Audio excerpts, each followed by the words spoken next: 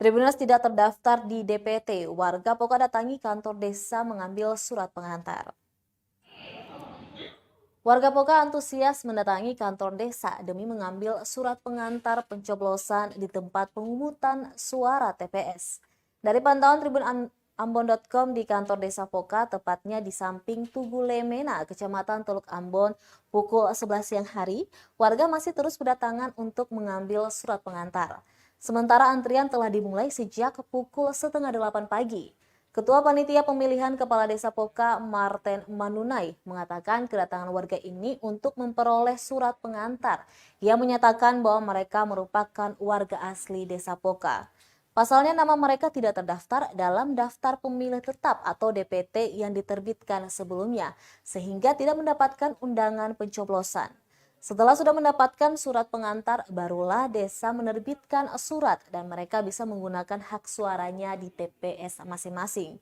Terpisah dari itu, warga Poka Nyok Baby menyatakan dirinya kaget bahwa namanya tidak ada dalam DPT, padahal dirinya merupakan warga asli Desa Poka.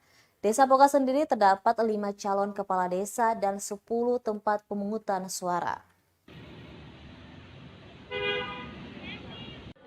Ini masyarakat lagi buat apa, Pak? Ya, Masyarakat lagi buat apa nih, Pak? ini untuk antrian berkaitan dengan pemilih tambahan yang menggunakan KTP. Pemilihan tambahan, Pak ya. Ya, yang KTP. Sejauh ini ada berapa yang sudah data, Pak, untuk pemilihan tambahan? Belum dihitung, Pak. belum Karena dihitung. sudah cukup banyak. Cukup banyak, Pak ya. Ya. Tapi untuk DPT yang sebelumnya sudah ditetapkan ya, Pak ya? Sudah. Oh, ini yang Ini pertama. yang belum ada di surat DPT. DPT. Ini dari warga-warga mana, Pak, punya? Warga Desa Poka. Desa Poka ya, Pak. Yang punya KTP Poka, Pak. Untuk di Poka sendiri berapa TPS, Pak? 10. Oh, 10. Pak bisa dengan Bapak siapa? Kita ini, Bapak lihat Jo.